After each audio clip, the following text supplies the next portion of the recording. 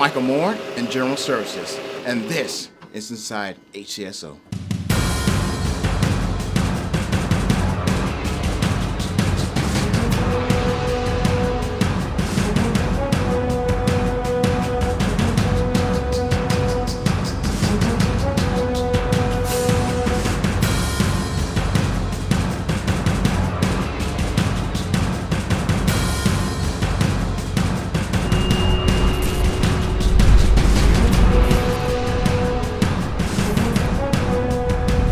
Here's some of what's ahead on Inside HCSO. ACSO and County Code Enforcement team up to take care of some determined graffiti artists. Deputies rescue a mother and a son from a fire in smoke-filled condominium. And ACSO will register your bicycle. All you have to do is show up. And the price is right, it's free. Hello, I'm Captain Chad Chronister. Welcome to Inside HCSO, the official webcast of the Hillsborough County Sheriff's Office. In this episode, you'll get exclusive interviews, unique insight into the Sheriff's Office and what we do. Get ready, set, let's go inside HCSO. District 3 deputies were first on the scene of a 911 call for help at a Carrollwood condo. Originally thought to be a burglary, the incident quickly turned into an inferno in condo unit 113. And there were two people inside, a teenage boy and his mother. Our deputies did not hesitate. Here's the story. Early in the morning, I was dispatched to a burglary of a residence, and made my way over to the business or the residence. And on the way, the call was updated to where the complainant smelled smoke. As I went to the front door, I smelled the odor of smoke, and at that time, that alarmed me to go to the kitchen window where I couldn't see inside because it was dark, and then I went to the other side window to the right of the door where I banged on it, and the son was sitting inside with the lamp on. Finally opened the window, and I was able to get him outside from there. And as I pull him out of the window, he's yelling at me, "My mom's still back in there." He comes out of the window, and I go into the bedroom. Once I'm inside the bedroom, I see the door, and it's completely surrounded by flames through the cracks. I could see from outside that there's red and colored flames coming through the cracks and crevices of the door. We got fire rescue coming on scene as soon as we smelled the smoke. The kid says, "My mom's still inside." Once the kid says that, Davidson, "Is there a back way?" So once the kid says, "Yeah, there's a patio screen door," we went towards the back. Davidson, me, and Rick. We all ran towards the back, try to see if we find his mother, and the whole patio was covered in smoke. So we tried crawling underneath from the smoke. And Deputy Brock was the first one, and he's the one that observed the sliding glass door slightly opened. And he started screaming "Sheriff's Office," and he couldn't hear anybody. We were all crawling, trying to get through there. So much smoke, you couldn't breathe. Discovered that the slider glass door was cracked, opened it all the way. Once that opened up, must have let more oxygen in because that's when a whole bunch of smoke came out. We had to get out of there, we couldn't breathe. Once we got out of the back of the house, at that point, we ran around the front where Sergeant Levinsky and other responding deputies were on scene evacuating all the other townhomes. Being first on scene and doing what we did, going behind the building and coming to the front, we already know that the chances of anybody surviving that is pretty slim. Fire rescue's getting their gear going to the front door. They're going to breach the front door. By that time, SO has limited roles. We have everybody outside already. And that's when I run back around the back again just to check to make sure that somebody didn't make their way out. And once I got around to the backside, I didn't even enter yet, I heard the moans of a female voice. And at that time I said, "Whoever you are, stay to the ground. Don't move. I'm coming to get you." I radioed for the sergeant. I have one in the back. That's when everybody else came running. I was already crawling in on a low crawl. There's about 12 inches of free space. And by the time I got to the threshold of the slider that was open originally, that's when I felt the mother. When I grabbed her, pulled her back onto me, and then I started doing a simulated style fireman's carry. And as I made my way back, arms hooked underneath, and then I pulled her back onto me. I couldn't get her onto my shoulders because of the position that she was, but I had both arms around her shoulders, bringing her back, where I was able to rock back on my heels And then at that point, a short time later, there's Deputy Lord is behind me going, I got everything here, I'm going to lead you out the backside. And that's how we made our way out of the back of the screened-in porch area. It takes a team to keep up with graffiti around the county. When deputies learned of a graffiti-covered water tank in Northdale, they summoned help from Code Enforcement Officer Alan Watson and the power of paint. Here's more. We got a call, an actual complaint about possible graffiti at a location in Northdale. I came out and responded last week, and I initially made my way over here to the soccer field in the Northdale area. I drove to the rear of the park and I observed this water facility. I think it's a water reclaim site, and we got two large holding tanks right here, and as you can see are covered with graffiti all around both tanks. I contacted Code Enforcement Officer Watson, who takes care of all the graffiti complaints that come in. He runs this graffiti truck over here, operates this graffiti truck which carries a large amount of paint. And what he's going to do today is he's going to get started on covering up all this graffiti.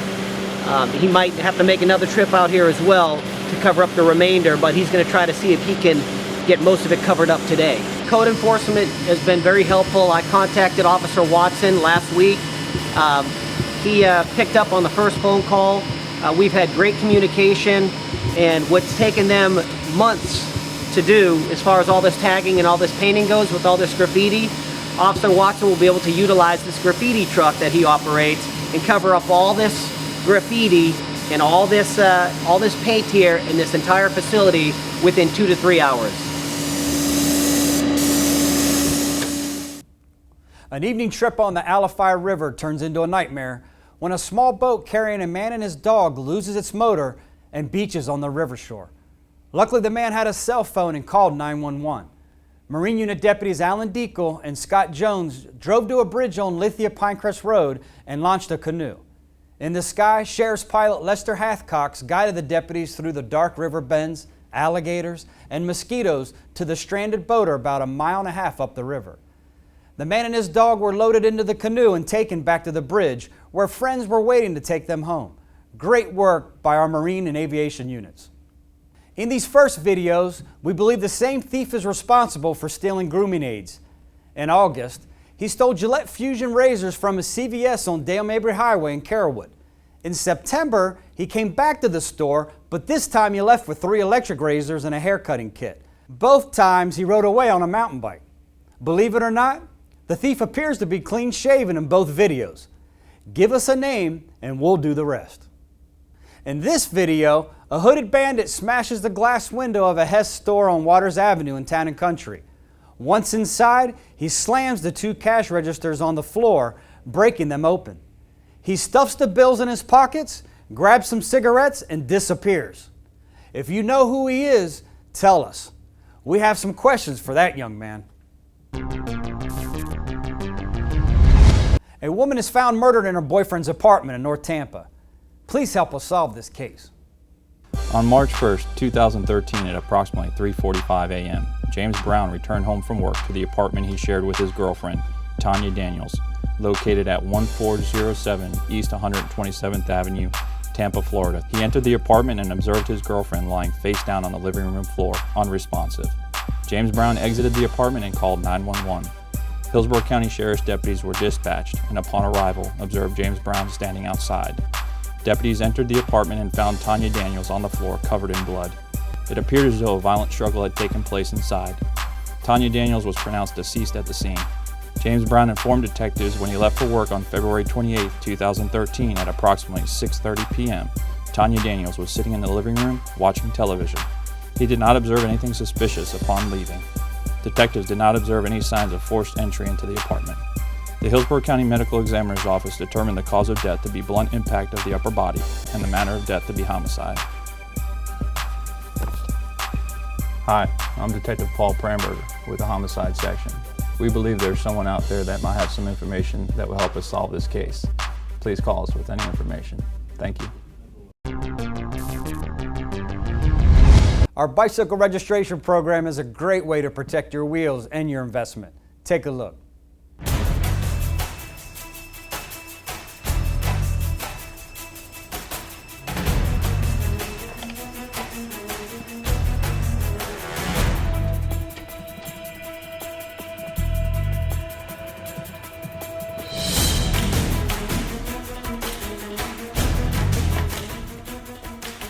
Bicycling is on the rise in Hillsborough County, both as a form of recreation and transportation. Unfortunately, in conjunction with bicycling's rise in popularity, there's also been a rise in bicycle theft. The best way to protect yourself from becoming a victim is to register your bike and properly lock it up. Registering your bike is easy. You can attend a bike registration event, pick up a registration form at any HCSO location, obtain one from any deputy, or download it from the Sheriff's Office website. Simply complete the registration form, which includes your contact information, as well as your bike's make, model, and serial number, and submit it to the Hillsborough County Sheriff's Office. A registration number will be assigned to your bicycle, and the information will be entered into our records management system. Should a bicycle be lost or stolen, the best way to help the Sheriff's Office locate, identify, and return a bicycle to its rightful owner is to register it. The best way to prevent your bicycle from being stolen is to properly lock it up.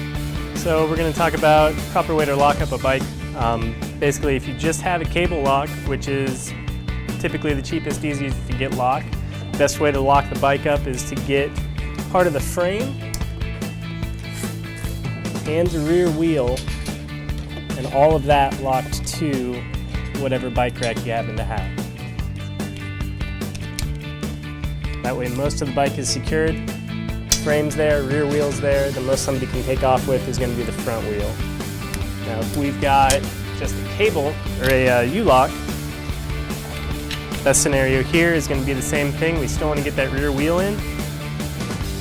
We're going to find a spot where we can get preferably the frame, typically by the stays at the back of the bike. Now we've got wheel secured and frame secured to, again, whatever we are locking the bike to.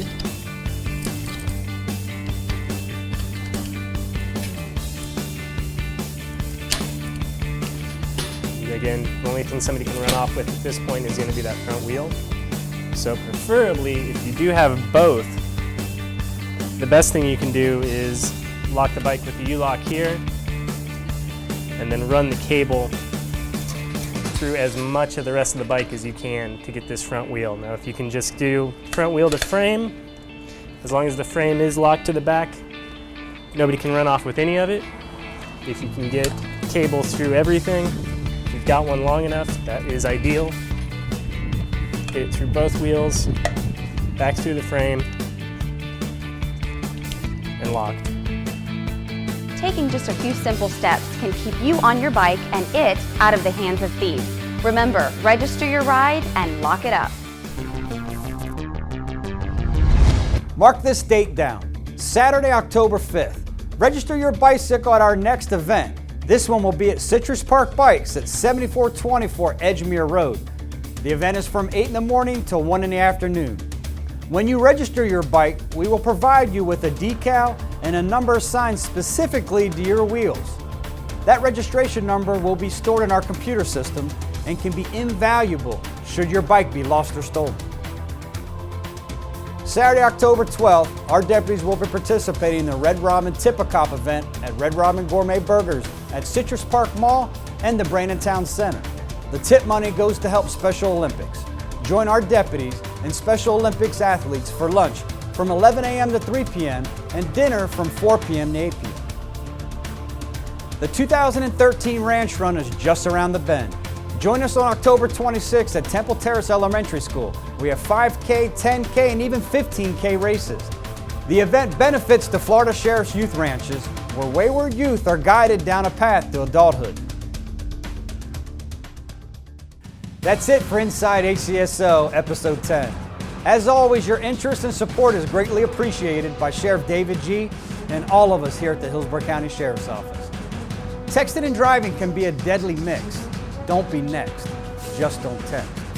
By the way, starting October 1st, it's also the law. Until next time, stay safe, Hillsborough County.